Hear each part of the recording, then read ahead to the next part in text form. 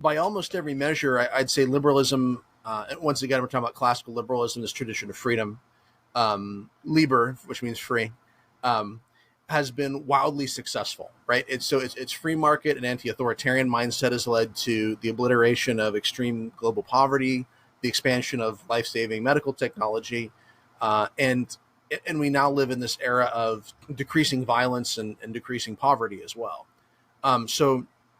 Conservative thinker Jonah Goldberg has actually called the advent of liberalism the miracle, because it's this thing that suddenly happened and everything changed, like almost immediately when you think of it in the terms of human history, right?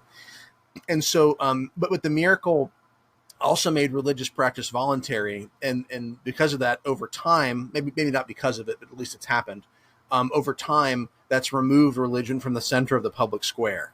And so, while I agree with Christian nationalists or whatever, that America's loss of Christian beliefs and values has led to a kind of, I think, spiritualist. I don't think that the answer to this problem is mandatory and thus ultimately false Christianity.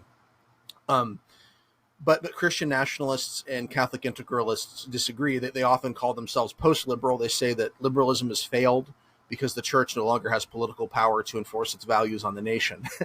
And, so they'll say things like, well, what do you want, Christian nationalism or drag queen story hour?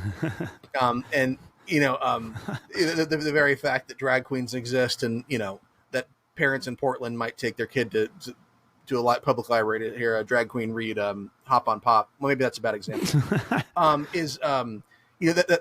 That's evidence that liberalism has failed, that it was a bad idea. So, on the one hand, drag queen story hour, on the other hand, religious freedom, economic growth, the end of extreme global poverty and diseases that used to kill people.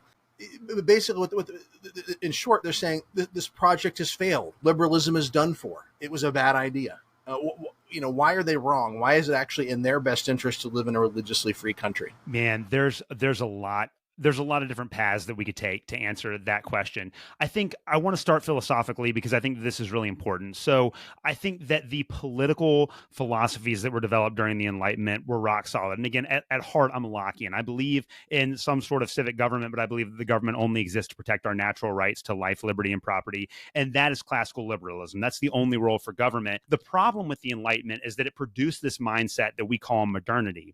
And with the Enlightenment, you have this idea, not just that really modernity can be defined by three factors, three ideas, three characteristics, and that's science, reason, and progress. And so there's this belief that if we use the scientific method, we can understand absolutely everything that's going on in nature. And if we use reason, we can understand absolutely every aspect of the human condition. And if we put these ideas together, this will naturally and necessarily lead to human progress that will be able to make the world a better place. Now, we know on the other side of the 20th century that didn't stack up, but for a long time after the Enlightenment, that was kind of the predominant mood of people in the Western world. And so you have the rise of scientism, where people believe that they can take the scientific method and other practices and put that into politics and literally create by fiat or by dictate a world where a lot of these problems are solved. And really, if you look at like communism and fascism, both Karl Marx and Mussolini, they all believe in that science, reason, progress narrative. They all believe in modernity, and their attempts to try to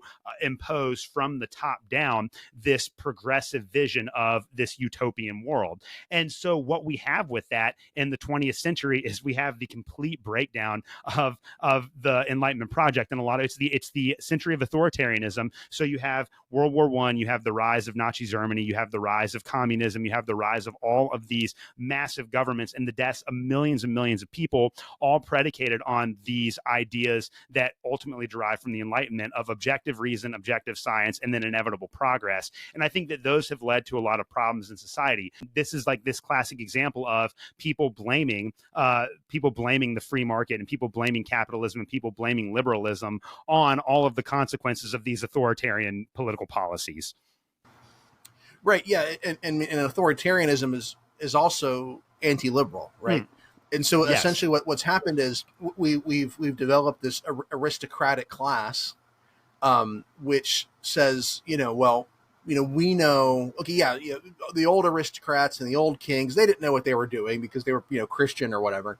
But we know how to do this. We believe the science, and we're in a good position to rule. We're smart. We know what we're doing. And so, in that sense, what the Christian nationalists are actually wanting to do is a return to that. I mean, so that's the part of the liberal tradition in particular. I think that is perhaps the most important, which I think they blame for their problems, but they also want to keep doing it. Right. And so essentially, it becomes this thing where they want to take the worst part of this kind of reaction to the Enlightenment, which sort of pretends to be, or to, we'll say, to liberalism, which pretends to be liberal but isn't really, and they want to keep that going, but they just want to be in charge of it, right? We don't want Fauci or Vladimir Lenin in charge of it. We want Doug Wilson. I'm sure it'd be much better. Yeah. So